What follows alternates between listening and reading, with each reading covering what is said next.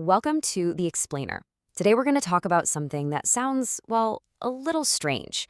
The idea of being rich on paper, but poor in peace.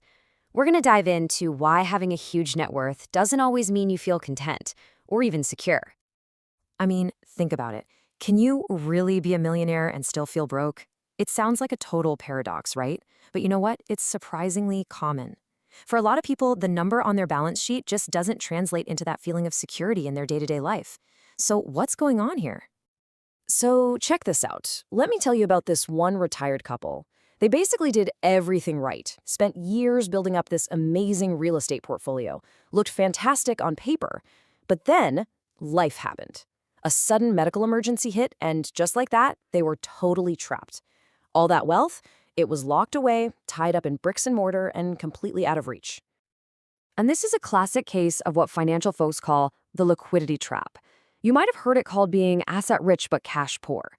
It's this awful situation where technically you have a ton of wealth, but you can't get your hands on any actual cash when you desperately need it. And let me tell you, that is a recipe for some serious stress. All right, so let's dig into this idea of being equity rich but cash flow poor, because this is really where we see why net worth, well, it's just not the whole picture. Okay, let's look at two guys, Harry and Martin. Now, if you just glance at the net worth, high roller Harry looks like the clear winner, right? $1.5 million tied up in his house, a boat, nice cars. Martin's sitting lower at $900,000. But here's the kicker. Look at that passive income line. Harry's fancy assets, they bring in a big, fat zero. Meanwhile, Martin's portfolio of diversified shares is spitting out about 50 grand a year in cash. So what does that really mean? It means Martin is in a way stronger position. He has cash flow. He has freedom. If he wanted to, he could quit his job tomorrow and be totally fine. But Harry, despite having a bigger net worth on paper, he's completely shackled to his job. He has to work to pay for all his stuff. He has assets, sure, but he has zero financial freedom. Okay, so this isn't just a numbers game. It's not all about spreadsheets and cash flow. What's really fascinating is how much of this comes down to what's going on inside our own heads. You see, real financial peace of mind, it goes way beyond the math. It really boils down to three kind of invisible relationships that totally shape how we feel about our money and our lives. First up, your relationship with money itself. A lot of us are operating on financial software that was programmed decades ago, maybe by our parents or by growing up with a sense of scarcity. And if you're still running that old program, you could have millions in the bank and still see money as this huge source of anxiety instead of a tool for freedom. The second one is your relationship with time, and this is huge. It's the one asset we all consistently undervalue. I mean, you can lose money and make it back, right? But time, once it's gone, it is gone forever.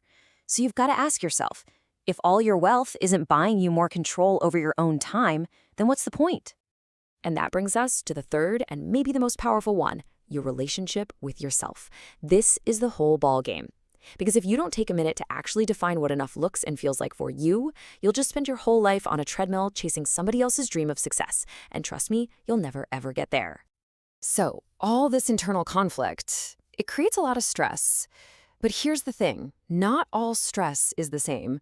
There's actually good stress and bad stress. Think of good stress as that push you feel when you're working on a project you care about. It's challenging, but it's tied to a goal, to a sense of accomplishment. Bad stress? That's the complete opposite. It's that chronic, nagging feeling that things are out of your control, like constantly worrying if you can pay the bills. One is about striving, the other is about surviving. And this stress gap is very, very real. Just look at the data from the US. People with lower incomes experience way more of that bad chronic stress every single day compared to the wealthy. Having money acts like a shock absorber for all the bumps in the road of life. Now get this. This is the really critical part. Research shows that the negative impact of all that bad stress can actually outweigh the positive effects of having a good income. Let that sink in. The stress can literally cancel out the benefits of the money. That's how destructive it is to your well-being. So what's the solution here? How do we fix this disconnect? Well, it all starts with redefining what being rich actually means to you personally. So here's what it all comes down to. The big takeaway is shifting your focus.